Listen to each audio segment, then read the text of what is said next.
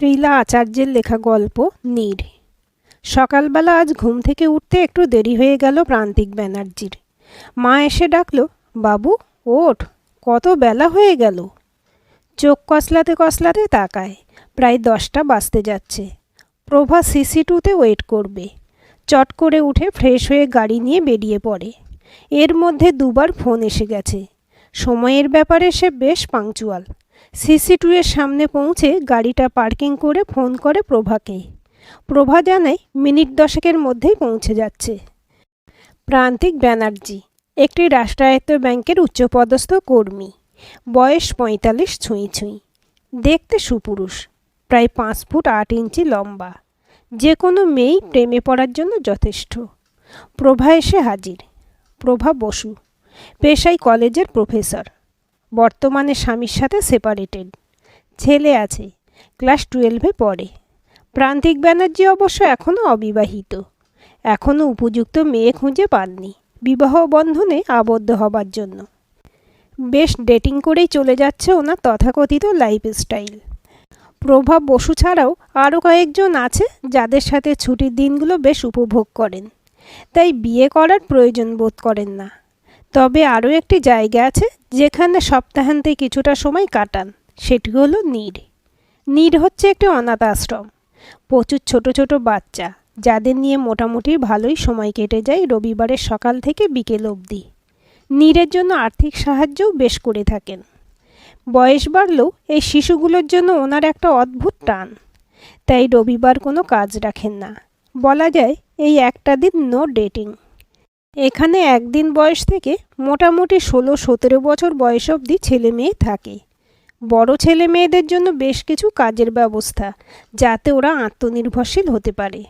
আজ নীড়ের জন্মদিন, প্রচুর চেনা মানুষের ভিড়। তবে একটি অচেনা মুখ, দেখতে সুন্দরী বলা যায়, বেশ হাসি মুখ, পরনে হ্যান্ডলুম শাড়ি, সঙ্গে বছর 5-এর একটি বাচ্চা মেয়ে, সুন্দর ফ্রক পরা। আজ এতদিন নীড়ে আসছে, এই মুখটা সম্পূর্ণ অচেনা। মেয়েটার চোখ দুটো দারুণ, বেশ কাছে টানে। অজানা উৎসাহের বশে নিজেই আলাপ করতে যায় প্রান্তিক ব্যানার্জি। আমি প্রান্তিক, নীড়ে নতুন দেখছি। সাবলীল উত্তর দেয় মেয়েটা। হ্যাঁ, আজই প্রথম। আমি শ্রীরূপা দত্ত। নামটার সাথে যথার্থ মিল আছে, সত্যি শ্রীরূপা। মেয়েটি বিবাহিতা। আলাপ পর্বে জানা গেল ও শ্বশুরবাড়ি নর্থ কলকাতাতে, পেশায় ফ্যাশন ডিজাইনার, বাপের বাড়ি হাওড়ার আশেপাশে, স্বামী সরকারি কর্মচারী। নীড়ের কথা ছোটবেলার কিছু স্কুল ফ্রেন্ডদের থেকে জেনেছিল। আজ তারাও এসেছে, তাই ও এসেছে ওদের সাথে। নীড়ে বাচ্চা আছে প্রায় 100 ছোট একটা মঞ্চ তৈরি করা হয়েছে।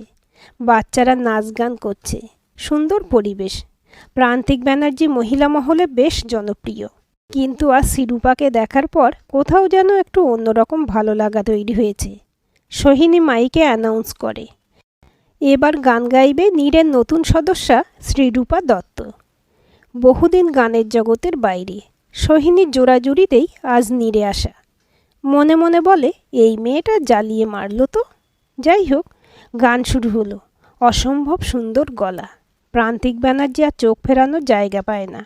সত্যি, এত মেয়ে জীবনে দেখলাম, এই মেয়েটা অনন্যা। দুপুরে এখানেই আজ লাঞ্চের ব্যবস্থা। একসাথে খেতে বসলো ওরা। সোহিনী আলাপ করিয়ে দিতে শ্রীরূপা বলল, উনি আগেই পরিচয় সেরে ফেলেছেন।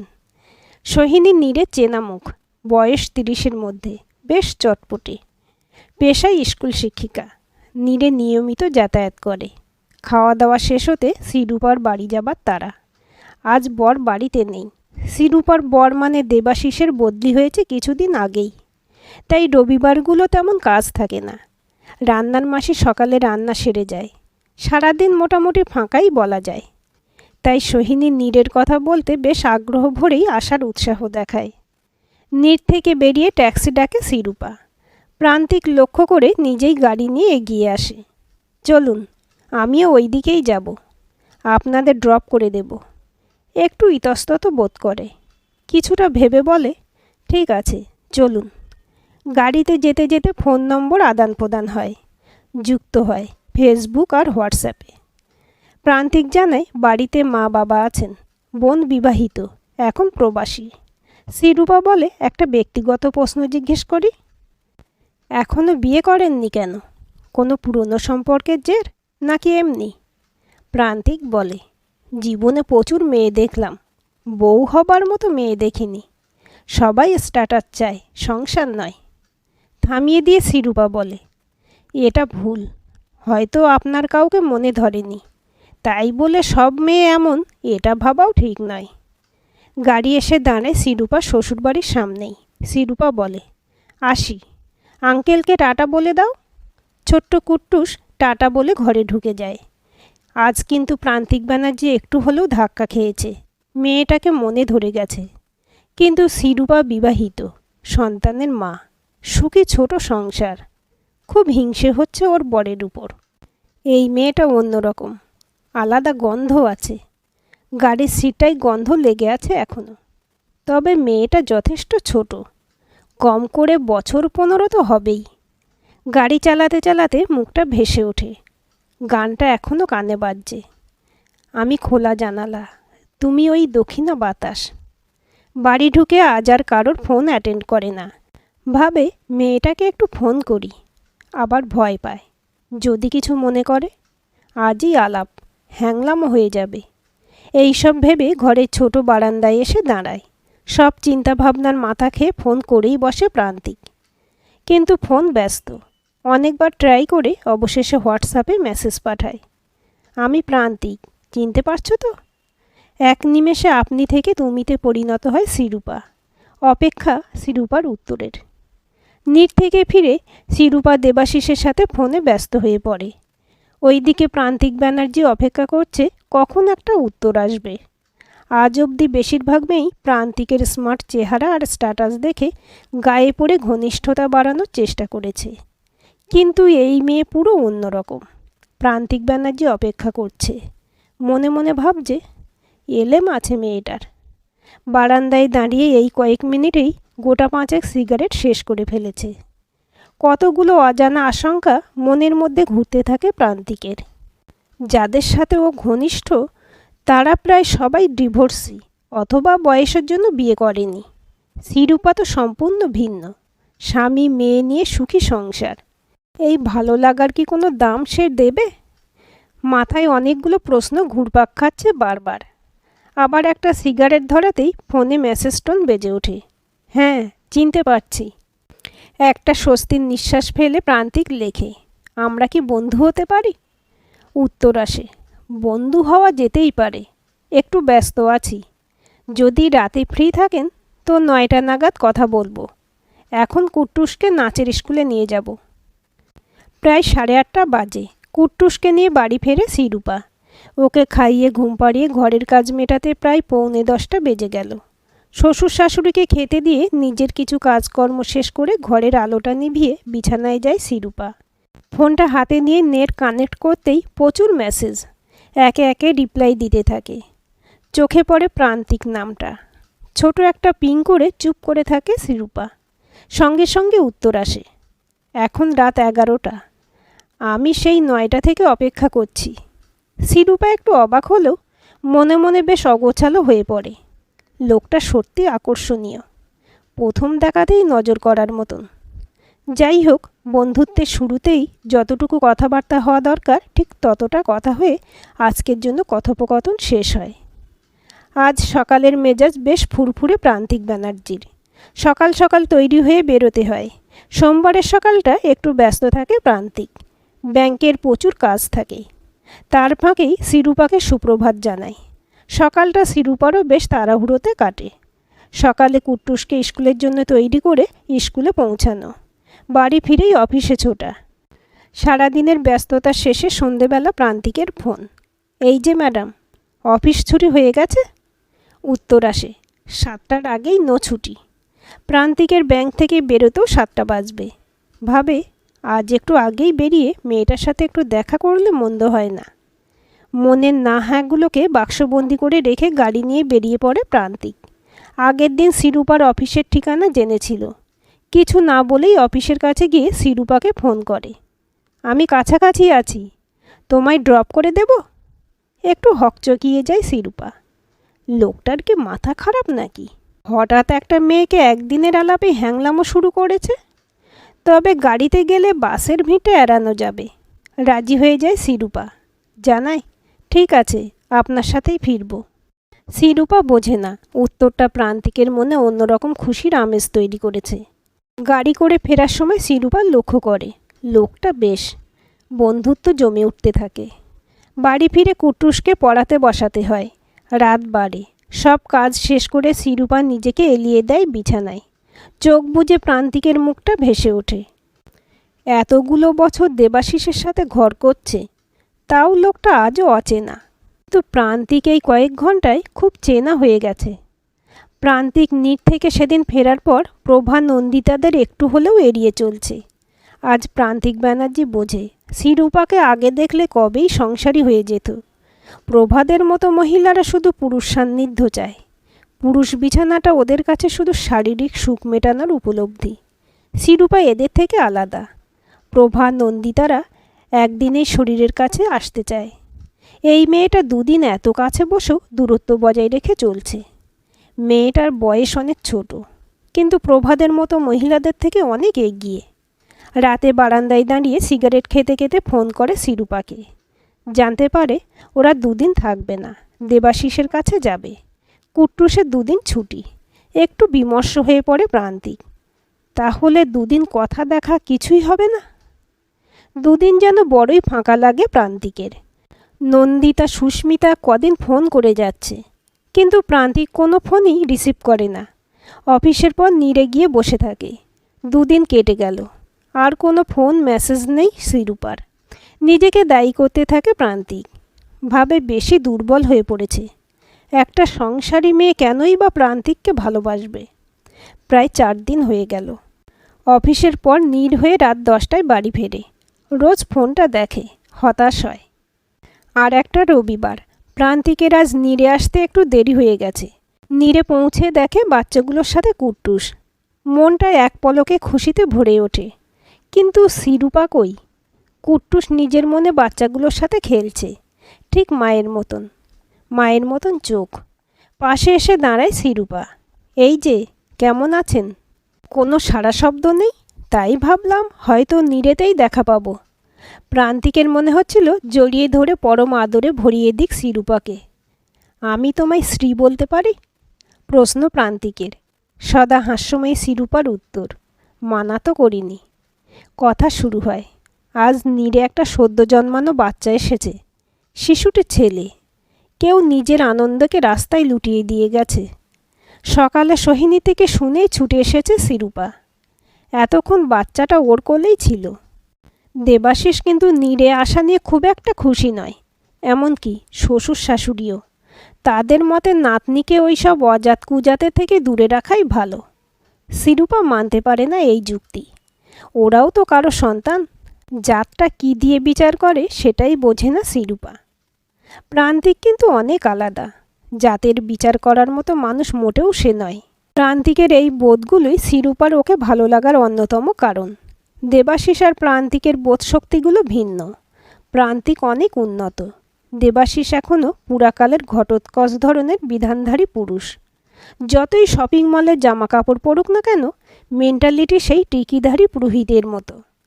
প্রান্তিক অনেক সাবলীল, স্বচ্ছন্দ, স্বচ্ছ। আয়ামাসি এসে খবর দেয়, দিদি, বাচ্চাটা আবার কাঁদছে, ডাক্তারবাবু আপনাকে ডাকছেন। শিরূপা আর প্রান্তিক সঙ্গে সঙ্গে ভেতরে যায়। শিরূপার কোলে বাচ্চাটা। প্রান্তিক দেখে আর বলে, সত্যি তুমি শ্রী, খুব সুন্দর তুমি। শিরূপা আজ যে নীরে এসেছে সেটা বাড়ির কেউ জানে না, এমনকি দেবাশিসও জানে না। ওরা জানলে কুট্টুসকে নিয়ে আসতে দিত না। বাচ্চাটাকে কোলে নিয়ে শিরূপা মন ভরে আদর করতে থাকে। কুট্টুসকে নীরের বাচ্চাগুলোর সাথে দুপুরের খাওয়া খাইয়ে দিল শিরূপা। প্রান্তিক বলল, বাচ্চাটা এখন ভালো আছে, চলো কোথাও একটু বসি। শিরূপা বলে, 4টের সময় কুট্টুসকে নাচের স্কুলে নিয়ে যেতে হবে। 7টা নাগাদ ছুটি। ওকে নিয়ে একদম বাড়ি ফিরব। সোহিনী থেকে বাচ্চাটার কথা শোনার পর আর থাকতে পারলাম না। শাশুড়িকে বললাম কলিগের বাড়িতে নিমন্ত্রণ, ফিরতে একটু দেরি হবে। 4টে বাজতে যায়। প্রান্তিক বলে, চলো তোমাদের ছেড়ে দিই। আচ্ছা, কুট্টুসকে দিয়ে তারপর এতটা সময় তুমি একা কী করবে? আপত্তি না থাকলে আমরা কোথাও বসতে পারি।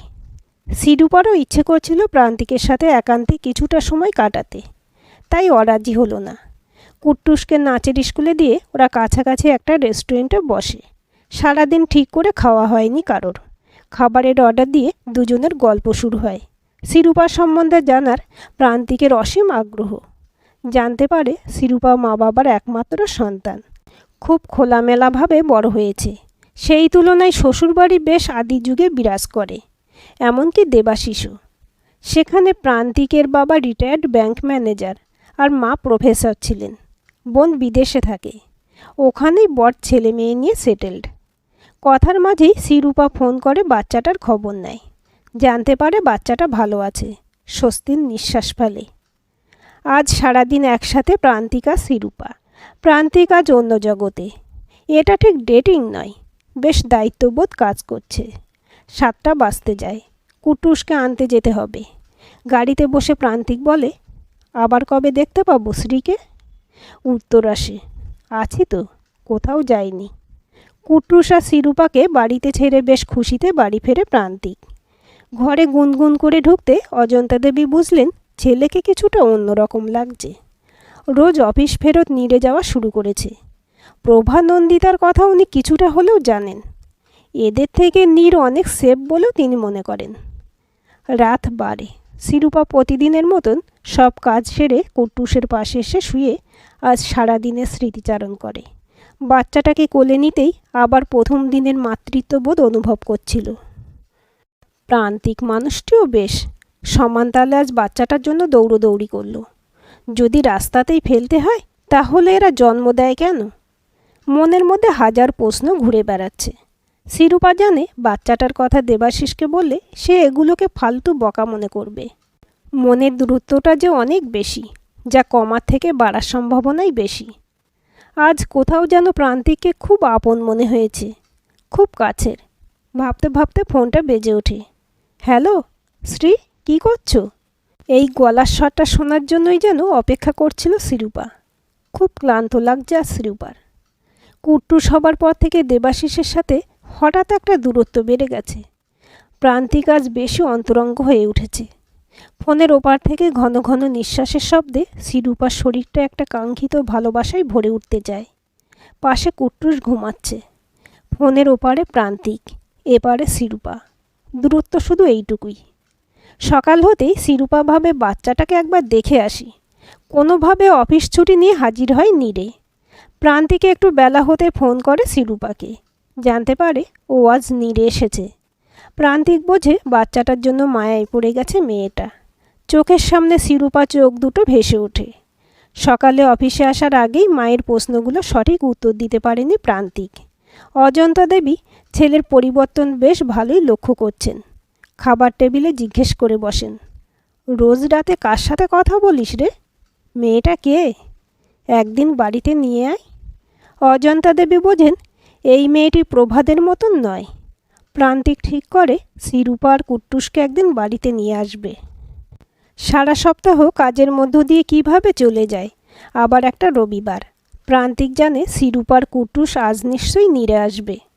প্রান্তিক আসার আগে সিরুপা চলে আসে। রোজ নিয়ম করে বাচ্চাটার খবর নিয়েছে মেয়েটা। কোলে নিয়ে নতুন মাতৃত্ব অনুভব করতে বেশ ভালোই লাগে সিরুপার। নীর কর্তৃপক্ষের অনুমতিতে বাচ্চাটার নাম রাখে সীমান্ত। সীমান্ত একটু একটু করে বড় হচ্ছে। প্রান্তিক বলে, আজ আমার বাড়ি যাবে? মা একটু আলাপ করতে চেয়েছে। অবাক হয় সিরুপা। অবশেষে রাজি হয়। কুট্টুস আর সিরুপাকে নিয়ে প্রান্তিক আসে নিজের বাড়িতে। অজন্তা দেবী খুব আন্তরিকতার সাথে আপ্যায়ন করে। কুট্টুস সারা বাড়ি খেলে বেড়ায়। হঠাৎ নীর থেকে ফোন আসে, সীমান্ত খুব অসুস্থ হয়ে পড়েছে। সিরুপা প্রান্তিককে জড়িয়ে ধরে কেঁদে ওঠে। সময় নষ্ট না করে ওরা নার্সিংহোমে চলে আসে। কিন্তু কুট্টুসকে এখানে রাখাটা ঠিক নয়। বাড়িতে সত্যিটা জানালে দেবাশিস আর ওর মা বাবা অশান্তির শেষ রাখবে না। প্রান্তিকের হাত দুটো ধরে কাতরভাবে বলে, আমায় একটু উপকার করবে? আমায় আর কুট্টুসকে একটু হাওড়ার বাড়িতে ছেড়ে আসবে? এ বাড়িতে থেকে সীমান্তকে রোজ দেখতে আসা সম্ভব নয়। প্রান্তিক বোঝে মেয়েটাকে মায়ায় জড়িয়ে ফেলেছে সীমান্ত। কথা না বাড়িয়ে নার্সিংহোম থেকে সোজা বাড়িতে এসে শাশুড়িকে জানায়, কদিন বাপের বাড়ি ঘুরে আসছি। কাজের লোক রান্নার লোককে সব বুঝিয়ে দিয়ে কুট্টুসের ব্যাগ বই নিয়ে দূরে দাঁড়িয়ে থাকা প্রান্তিকের গাড়িতে উঠে বসে ওরা। এসে পৌঁছায় বাপের বাড়ি। মাকে সব খুলে বলে সীমান্তর কথা। মেয়ের এহেন সামাজিক ভালো কাজে কোনোদিনই সুপর্ণা আটকায়নি। আজ তার ব্যতিক্রম হলো না।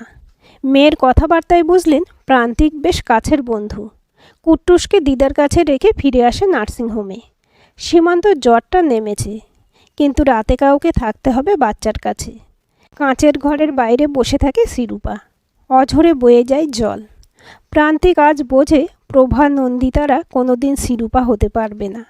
রাত বাড়ে। নার্সিংহোমের লাইটগুলো ক্ষীণ হতে থাকে। ক্লান্ত শিরূপার পাশে বসে কাছে টেনে নেয় প্রান্তিক। নিজেকে পরিপূর্ণ ভাবতে চায়। সীমান্তই হয়তো ওদের এত কাছে এনে দিয়েছে। অপেক্ষা সীমান্ত সুস্থ হয়ে ওঠার। সকাল হতে সীমান্ত ধীরে ধীরে সুস্থ হতে থাকে। সোহিনী খবর পেয়ে নার্সিংহোমে আসে। আমায় একটা খবর তো দিতে হয়। একা ছোটাছুটি করছিস? শিরূপা বলে, একা নই রে, প্রান্তিকও সমানভাবে আছে। প্রান্তিক উচ্চারণটা খুব গভীরভাবে কানে যায় প্রান্তিকের। সোহিনী সীমান্তকে দেখে বাড়ি ফিরে যায়, কিন্তু শিরূপা অপেক্ষা করে কখন বাচ্চাটা আবার চনমনে হয়ে উঠবে। সুপর্ণা ফোন করে মেয়েকে, খবর নেয় সীমান্তর। সুপর্ণা বোঝে প্রান্তিক যথেষ্ট দায়িত্ববান। ডাক্তার এসে বলে, বাচ্চা ভালো আছে, আপনারা দুপুরের পর আসতে পারেন। নীরের একজন আয়াকে রেখে ওরা বের হয়। প্রান্তিক শিরূপাকে নিজের বাড়িতে নিয়ে আসে। অজন্তা দেবী সব শুনে বোঝে শিরূপা খুব উচ্চমনের মানুষ। প্রান্তিক বলে, একটু অপেক্ষা করো, ফ্রেশ হয়ে তোমায় বাড়িতে দিয়ে আসবো। প্রান্তিকের বেডরুমটা বেশ গোছানো। অবিবাহিত পুরুষ হলেও বেশ শৌখিন। অজন্তা দেবী শিরূপাকেও ফ্রেশ হয়ে নিতে বলে। ক্লান্ত শিরূপা রাজি হয়ে যায়। স্নান সেরে অজন্তা দেবীর একটা শাড়ি পরে ভিজে চুলগুলো মুছতে মুছতে প্রান্তিকের ঘরের বারান্দায় এসে দাঁড়ায়। বাড়িটা বেশ সুন্দর। সামনে ছোট ফুলের বাগান। একটা কৃষ্ণচূড়া গাছ লাল ফুলে ভরে গেছে। প্রান্তিক লক্ষ্য করে শিরূপাকে। নীল রঙের শাড়ি, এলো চুল। সামনে কৃষ্ণচূড়ার লাল ফুলের ফাঁকে উঁকি মারা সূর্যের আলোতে শিরূপা আরও যেন মোহময়ী হয়ে উঠেছে। পিছনে এসে দাঁড়ায় প্রান্তিক। সীমান্ত অনেক কাছের করে দিয়েছে শিরূপাকে প্রান্তিকের কাছে। দেবাশিসের দীর্ঘদিনের দূরত্ব আজ একটু হলেও শিরূপাকে প্রান্তিকের কাছে আসতে বাধ্য করেছে। আরও কাছে আসে প্রান্তিক। শিরূপার ঘাড়ের কাছে চুঁয়ে পড়া চুলের ফোঁটা ফোঁটা জল আলতো ছোঁয়ায় মুছিয়ে দেয়। কিন্তু মাথার সিঁদুরটা কোথাও যেন প্রহরী হয়ে দাঁড়িয়ে আছে। মোবাইলে ভেসে ওঠে দেবাশিসের নম্বর। নিজেকে সামলে নেয় শিরূপা। দেবাশিস কয়েকদিনের ছুটিতে বাড়িতে আসছে। আতঙ্ক হয় শিরূপার, যদি আর সীমান্তকে দেখতে না পায়। ও জানে দেবাশিস জানলে নীরে আসা বন্ধ করে দেবে। দুপুরবেলা বাপের বাড়ি পৌঁছায় শিরূপা। বড্ড ক্লান্ত লাগছে। কুট্টুস স্কুল থেকে ফিরে খেয়ে ঘুমিয়ে পড়েছে। মাকে জানায় দেবাশিস আসছে, ওরা আগামীকাল বাড়িতে চলে যাবে। দেবাশিস আসে। এই কদিন আর নীরে যাওয়া যাবে না। সীমান্তকে দেখার জন্য মনটা ছটফট করছে। শুধু সীমান্ত বলা ভুল, কোথাও প্রান্তিকের জন্য মনটা হাতছানি দিচ্ছে। দেবাশিসকে নীরের কথা বলার চেষ্টা করে শিরূপা। কোনো আমল দেয় না দেবাশিস। শিরূপাকে পরিষ্কার বুঝিয়ে দেয়, এইসব অনাথ আশ্রম পিতৃপরিচয়হীন ছেলে মেয়েদের সাথে কুট্টুসের মেলামেশা মোটেও গ্রাহ্য নয়। এটা কিন্তু শিরূপার ক্ষেত্রেও প্রযোজ্য। শিরূপা হতাশ হয়। প্রান্তিক সত্যিই অনেক উন্নত। দেবাশিসদের আর কিছু থাক না থাক কিছু ভ্রান্ত ঐতিহ্য আছে, যেগুলো কুট্টুসের উপর বর্তালে কুট্টুসও সংকীর্ণ মনস্ক তৈরি হবে। শিরূপা সেটা কোনোদিনও চায় না। সীমান্ত কেমন আছে সেটা জানার জন্য খুব ইচ্ছে করছে, কিন্তু নীর অথবা প্রান্তিক কাউকেই ফোন করতে পারছে না। ওদিকে প্রান্তিকেরও মনটা বেশ উদাস। বেশ অনেক দিন হলো শিরূপার দেখা নেই, ফোন নেই। মেয়েটাকে সেদিন এত কাছের করে পেয়েছিল, সেই সান্নিধ্য আর কাউকে দিতে পারবে না প্রান্তিক। সীমান্তর জন্য প্রান্তিকও এখন ওয়াকিবহাল। অফিস ফেরত রোজ একবার করে সীমান্তকে দেখে আসে। দেবাশিস আশায় শিরূপা কদিন লিভ নিয়েছে অফিস থেকে। সামনের রবিবার দেবাশিস চলে যাবে। তারপর আবার নীরে যেতে পারবে শিরূপা। শিরূপার খুব ইচ্ছে করছে সীমান্তকে নিজের বাড়িতে আনতে। কুট্টুসের একটা ভাই থাকবে, খেলার সঙ্গী। একটা নিষ্পাপ শিশু মা বাবা পাবে। কিন্তু দেবাশিস কিছুই শুনতে রাজি নয়। রবিবার আসে, খুব ইচ্ছে করছে নীরে যেতে, কিন্তু দেবাশিসের বিকেলে ট্রেন, তাই আর যাওয়া হবে না। প্রান্তিক সকাল থেকে নীরে অপেক্ষা করে যদি শিরূপা আসে। কোলে সীমান্তকে নিয়ে একটা আত্মিক খেলায় মেতে ওঠে। আজ অবধি নীরে আর কোনো বাচ্চাকে নিয়ে এত টান উপলব্ধি হয়নি। বেশ সুন্দর নরম নরম হাত দুটো দিয়ে প্রান্তিকের আঙুলটা ধরে আছে। সীমান্ত বড় হচ্ছে, এটা বোঝে প্রান্তিক। তবে বাচ্চাটা হঠাৎ হঠাৎ এত কেঁদে ওঠে, তখন থামানো মুশকিল। আয়া মাসি বলে শিরূপা দিদি থাকলে ঠিক চুপ করাতে পারত। ট্রেন ছাড়ে দেবাশিসের। শিরূপা থাকতে না পেরে নীরে ফোন করে সীমান্তর খবর নেয়। জানতে পারে আজ সারাদিন প্রান্তিক ওকে সামলেছে। সব কাজকর্ম সেরে প্রান্তিককে ফোন করতেই একটা উদ্বেগের গলা শুনতে পায়। শিরূপা জানায় ও সীমান্তকে দত্তক নিতে চায়, কিন্তু দেবাশিস অরাজি। ও কোনোভাবেই নিজের পিতৃ পরিচয় দিতে তীব্র আপত্তি। শিরূপা মনে করে নিজেই সীমান্তর দায়িত্ব নেবে, কিন্তু কুট্টুসের পাশে যাকে রাখবে তার পরিচয় অসম্পূর্ণ থাকুক সেটাও চায় না। প্রান্তিক সব শুনে আশ্বাস দেয়, চিন্তা করো না, আমি আছি। প্রান্তিকের উপর একটা আস্থা জন্মেছে এতদিনে। শিরূপা দেবাশিসকে জানায় সে সীমান্তকে দত্তক নিতে চায়। দেবাশিস জানিয়ে দেয় এই কাজ করলে বাড়ি ছাড়তে হবে। খুব শক্ত ভাষায় জানায় এবার থেকে নীরে যাতায়াত বন্ধ। মানতে পারে না শিরূপা এই কথাগুলো। সকাল হতে প্রান্তিক শিরূপাকে বলে নীরে আসার জন্য। প্রান্তিক বোঝে এক অদ্ভুত মাতৃত্বের স্বাদ আছে শিরূপার। এমনকি তার সাথে কিছুটা হলেও পিতৃত্বের স্বাদও অনুভব করছে প্রান্তিক। প্রান্তিক জানে শিরূপা কোনোদিনই তার হবে না, কিন্তু কোথাও যেন শিরূপা, কুট্টুস, সীমান্ত ওর জীবনের অঙ্গ হয়ে উঠেছে। এদের জন্য একটা মায়া, ভালোবাসায় জড়িয়ে ফেলেছে নিজেকে। প্রান্তিক ঠিক করে নেয় সে সীমান্তের পিতৃত্বের দায়িত্ব নেবে। অজন্তা দেবী শুনে বাধা দেবার চেষ্টা করে না। ছেলের উপর আস্থা প্রচুর, জানে দায়িত্ব পালনে সে কোনোদিন পিছপা হবে না। শিরূপা কুট্টুসকে নিয়ে আসে নীরে। আজ নীর সুন্দর করে সাজানো। বাচ্চাগুলো নতুন জামা পরে খেলছে, খুশির আমেজ। লোকজন উপস্থিত। দূর থেকে দেখে প্রান্তিক সীমান্তকে কোলে নিয়ে এগিয়ে আসছে শিরূপার দিকে। শিরূপা ছুটে গিয়ে কোলে তুলে নেয় সীমান্তকে, আদরে ভরিয়ে দেয়। কিন্তু শিরূপা বোঝে না আজ কিসের উৎসব, কেন এত আড়ম্বর। সীমান্তরাজ নীরে আসা 1 মাস পূর্ণ হয়েছে, সেটা সে জানে, কিন্তু তার জন্য তো আড়ম্বর হওয়ার কথা নয়। নীরের উকিলবাবু বেরিয়ে এসে প্রান্তিকের হাতে কাগজপত্র ধরিয়ে দিয়ে বলে, অভিনন্দন মিস্টার ব্যানার্জি, আজ থেকে সীমান্ত ব্যানার্জি আপনার ছেলে। অবাক হয়ে যায় শিরূপা, এ কি শুনছে, নিজের কানকে বিশ্বাস হয় না। প্রান্তিক ছোট্ট কুট্টুসকে কোলে তুলে নেয়। আজ থেকে আমি সীমান্তর বাবা, কিন্তু ওর মা সারা জীবন তুমিই থেকো শ্রী। নীরে আজ বিশাল আনন্দের দিন, সীমান্তর নতুন জীবন শুরু। আজকের গল্পটি কেমন লাগলো কমেন্ট করে জানাবেন। ভালো লাগলে লাইক, হাইপ, শেয়ার করবেন। আর চ্যানেলটি সাবস্ক্রাইব করে বেল আইকনটি ক্লিক করে রাখতে ভুলবেন না।